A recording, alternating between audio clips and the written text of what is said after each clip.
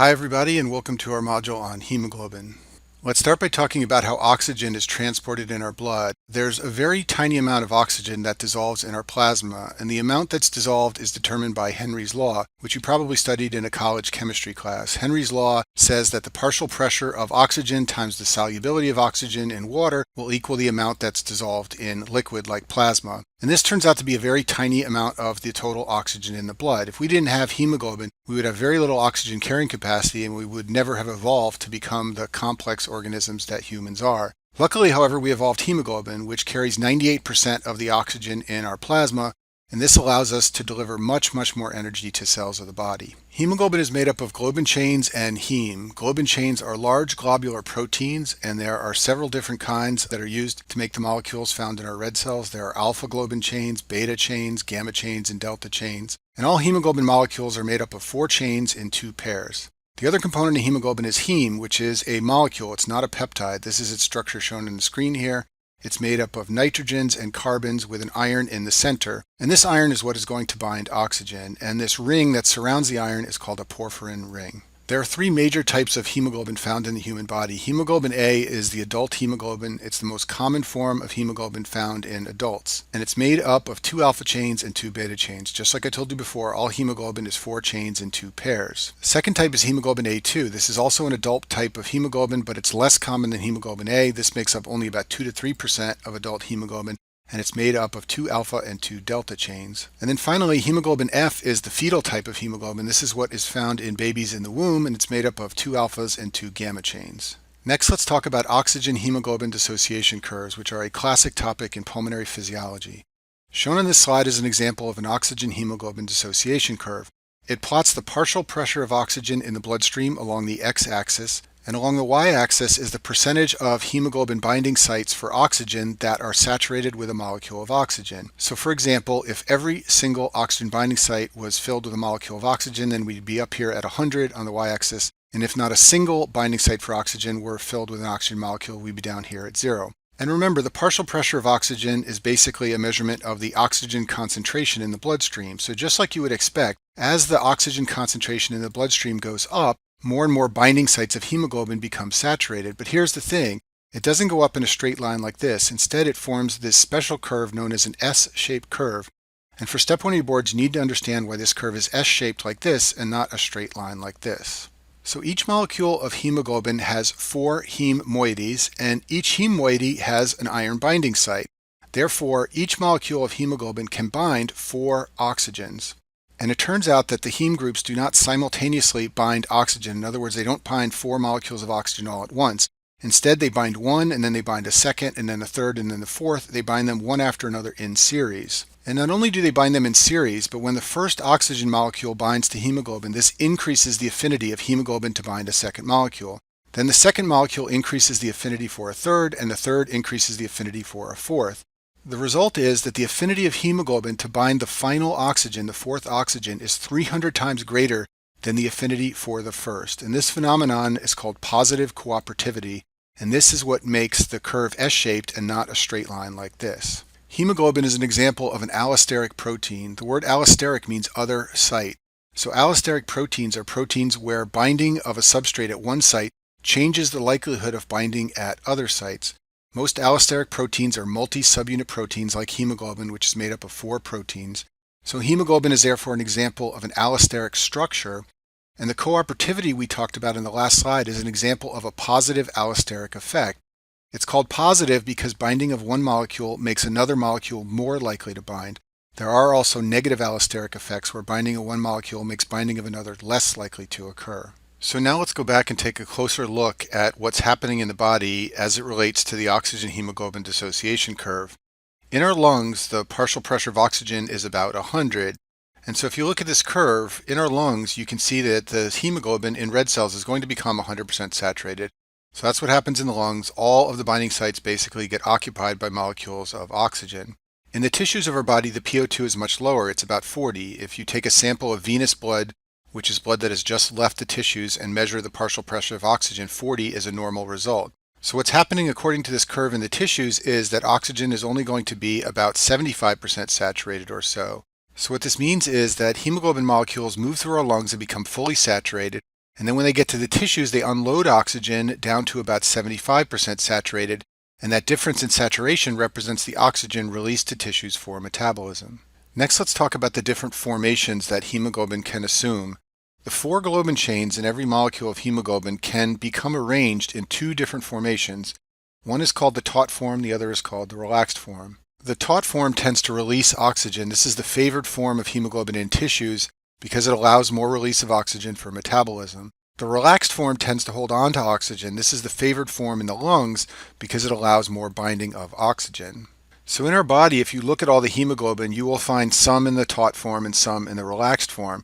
But the relative percentages of the taut and relaxed form can change by certain environmental conditions.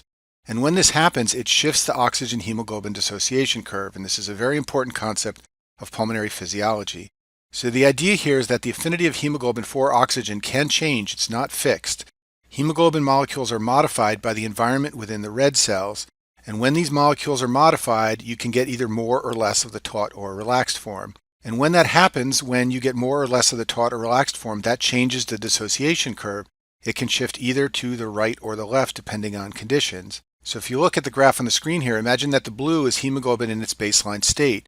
If conditions are right, the curve can shift to the right, like this red one here, or to the left, like this green one here. And what's causing it to shift to the right or the left is that conditions within red cells are favoring either more of the taut form or more of the relaxed form. So let's start by talking about a rightward shift of the hemoglobin-oxygen dissociation curve. If the red here represented a normal curve, the blue dotted line here would represent what the curve can change to when there is a right shift of the oxygen-hemoglobin dissociation curve.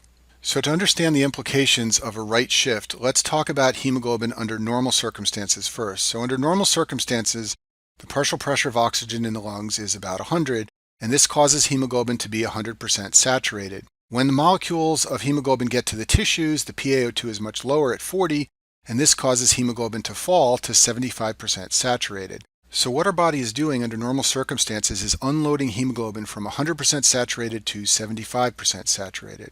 When the curve shifts to the right, we still have a PaO2 of 100 in the lungs. We are still fully saturating hemoglobin in the lungs. The partial pressure in the tissues is still 40, but because of the right shift, we have now decreased hemoglobin saturation down to 50. So the rightward shift allows hemoglobin to go from 100 to 50 instead of 100 to 75.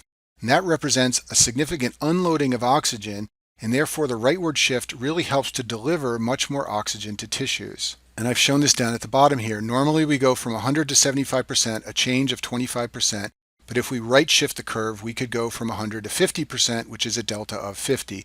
That represents significant unloading of oxygen. And what's shown on this curve is the same thing I just showed you in that table. Don't get thrown by the curve. Basically what we've got here is in the lungs, we have a PaO2 of about 100. In the tissues, we have a PaO2 of about 40. As you can see, we're normally 100% saturated in the lungs no matter which curve we're operating on. Whether we are on the normal curve or the right shifted curve, we're still fully saturating hemoglobin in the lungs. However, which curve we're operating on makes a big difference when we get to the tissues. If we're on the normal red curve, we only get down to 75% saturated. That's a delta of 25. If we're operating on the blue curve, we get all the way down to 50, which is a delta of 50, and therefore we've unloaded much more oxygen. So you can just remember, right curve shifts lead to the release of O2 in the tissues. That's the idea behind this. Hemoglobin undergoes this kind of transformation in environmental circumstances where lots of O2 needs to be released to tissues. So what are causes of right shifts? Well, anything that is associated with rising metabolic activity where the tissues need more oxygen. So how can hemoglobin tell when tissues need more oxygen? Well, one way is if the CO2 level is going up. CO2 is produced by metabolism, so if there's lots of CO2 around, that will be sensed by hemoglobin, and it will change its form to have more of that taut form present, which tends to release O2, and that will cause the curve to shift to the right to look like the blue line here. Anytime carbon dioxide level goes up, the pH inside of red cells falls. I talk about this in the videos on respiratory acidosis, so therefore low pH is a sign of high CO2, which is a sign of rising metabolic activity, and therefore low pH is another thing that causes hemoglobin to shift to the right. And then finally, if the temperature goes up, that means there must be lots of metabolic activity around, and therefore that will also cause a shift to the right of the hemoglobin-oxygen dissociation curve. And then finally, let me mention a concept in pulmonary physiology known as the P50. The P50 is the point along the x-axis where hemoglobin is 50% saturated. Anytime the curve shifts to the right, that increases the P50. To understand this, let's look at the graph at the bottom right side of the screen. If we're operating on the red curve, the P50 occurs right here at a partial pressure of oxygen of about 25. If we shift to the blue dotted curve, the P50 occurs here, which is at a partial pressure of about 40, which is higher. So therefore, we can say that any rightward shift increases the P50, which is simply a number used to describe where hemoglobin is in terms of oxygen dissociation. And if you want a simple mnemonic to remember all these things with, just remember that the word right starts with R, which stands for release oxygen, and it ends with T, which stands for favors the taut form of hemoglobin. And if you understand rightward shifts of the hemoglobin dissociation curve, it's very easy to understand left shifts. They are the opposite. Shown on the slide is a normal curve represented by red, and the green dotted line is a leftward shift. This decreases the P50, and left shifts occur anytime there's lower metabolic activity. Remember, they're the opposite of right shift. So if the CO2 level falls, or the pH rises, or the temperature falls, all these things will cause oxygen dissociation curves to shift to the left. And when the curve shifts to the left, it's less likely to release oxygen and more likely to hold on to oxygen. You can just remember this, that left curves latch on to oxygen. Now let's talk about a very important molecule that is found inside of red cells that can affect oxygen uptake by hemoglobin. And that molecule is 2,3-bisphosphoglycerate, or 2,3-BPG. This is its structure shown on the screen here. And 2,3-BPG is always found in red cells at some level, and it promotes oxygen release from hemoglobin. It's a negative allosteric effector. This means that when 2,3-BPG binds to hemoglobin, it causes less oxygen to bind. So high levels of 2,3-BPG are associated with decreased oxygen affinity for hemoglobin, and therefore oxygen becomes released and there's more delivery to tissues. 2,3-BPG is created from 1,3-BPG, which is an intermediate in glycolysis. Remember, red cells do not have mitochondria, so they depend on glycolysis for metabolism. And 1,3-BPG is a glycolysis intermediate, and red cells have an enzyme called BPG mutase, which can convert 1,3-BPG into 2,3-BPG. So in other words, red cells are sacrificing a little bit of ATP, in other words, a little bit of glycolysis, in order to make 2,3-BPG, but that's important because it modifies oxygen uptake. So as I said before, there's always some 2,3-BPG in red cells, but the amount can go up when red cells are exposed to chronic hypoxia. And this should make sense to you based on what we just talked about. 2,3-BPG causes hemoglobin to let go of oxygen. So in the setting of chronic hypoxia, you want oxygen to be released, and therefore that's when 2,3-BPG levels go up. So patients with COPD can have high levels of 2,3-BPG. So can patients who live at high altitude. So can patients with chronic anemia. In all these situations, there's a chronic level of hypoxia in tissues, and that leads to red cells making more 2,3-BPG. So to explain the impact on oxygen binding of 2,3-BPG, let's consider the situation of high altitude. So if you're at sea level breathing room air, the PaO2 you're going to find in the alveoli of your lungs is usually about 100. And then as we said earlier, out in the tissues, the PaO2 is about 40, and that causes the oxygen saturation of hemoglobin to go down to 75%. If you're up at high altitude at Machu Picchu in Peru, the PaO2 you're going to find in your alveoli is much lower. It's about 75. This means that we've moved down the oxygen hemoglobin dissociation curve, so we may not fully saturate hemoglobin. And then when we get to tissues, we're only unloading down to 75%. So that's some oxygen, but not as much as we could potentially release if we modified hemoglobin. And so that's what 2,3-BPG is going to do. It's going to shift the curve to the right, just like we talked about earlier. Now, if we're living at Machu Picchu chronically with hypoxia all the time in our lungs, instead of going from some level here a little bit below 100 down to 75, we're going to go from whatever level we have in our alveoli all the way down to about 50. That's a significant increase in the unloading of oxygen, and that's going to be beneficial if we're living at high altitude. It's also helpful in patients with COPD and patients with chronic anemia, any situation where the body is chronically subjected to hypoxia. So if we go back to our causes of right curve shift, those were a high level of CO2, a low pH, and a high temp. And we can add to this list an increased level of 2,3-BPG. Anytime that happens, it's going to shift the curve to the right. And anytime the level of BPG goes down, it's going to shift the curve to the left. Now let's talk about fetal hemoglobin, which is hemoglobin F. And as I told you before, hemoglobin F is made up of 2 alpha and 2 gamma chains. After about 8 weeks of development, hemoglobin F forms in utero and is the predominant hemoglobin type. It makes up to 90% of the baby's hemoglobin. After the baby's born, the level starts to fall. There's still a lot of hemoglobin F at birth, but it starts to fall steadily, and then in adults it makes up less than 1% of total hemoglobin. The reason this is the preferred form of hemoglobin for babies growing in the womb is because it has a higher oxygen affinity than hemoglobin A. Remember that hemoglobin in the mother is going to be mostly bound to hemoglobin A, so you want a hemoglobin in the baby with a higher affinity so it will pull oxygen from hemoglobin A and bind it to hemoglobin in the baby. And this is very important because the fetal oxygen partial pressure is only about 40. In a normal adult, the oxygen partial pressure is about 90 or so. It's much lower in the baby when it's growing, so it needs a form of hemoglobin that very easily binds to oxygen. So what this means is that fetal hemoglobin is left shifted compared to regular adult hemoglobin. It has a higher oxygen affinity, and if we look at these two curves, the red could represent adult hemoglobin, the green would represent fetal hemoglobin. It's shifted to the left, it has a lower P50, and therefore it binds oxygen with higher affinity compared to adult hemoglobin. And the reason that fetal hemoglobin is left shifted compared to adult hemoglobin is because fetal hemoglobin has altered binding of 2,3-BPG. It's super high yield to know this for step 1. This is what they're going to want you to understand. In adult hemoglobin, 2,3-BPG binds to the beta-globin chains very well. But in fetal hemoglobin, there are no beta-globin chains. There are gamma chains, and 2,3-BPG does not bind gamma chains very well. For this reason, in fetal hemoglobin, there's less 2,3-BPG binding, and that causes the oxygen affinity to go up. In other words, that causes a left shift. Let me briefly mention myoglobin, which shares some similarities to hemoglobin.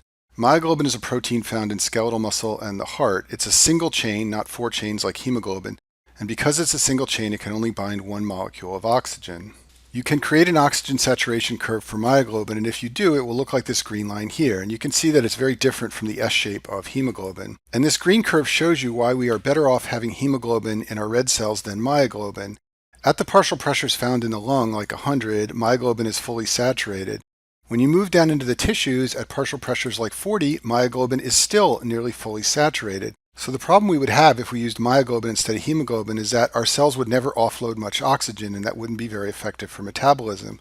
But because we have hemoglobin, and because hemoglobin has this S-shaped curve, when we get down into the tissues, we unload lots of oxygen, and that's good for metabolism. I'll finish this video by talking about 2 special pathologic conditions that relate to hemoglobin and oxygen binding. The first one is carbon monoxide poisoning. Carbon monoxide is a gas, and it binds to iron in heme with 240 times the affinity of oxygen. When it does, it forms a structure called carboxyhemoglobin. Because it binds so avidly to hemoglobin, it blocks binding sites for oxygen, and therefore less oxygen can be absorbed by hemoglobin.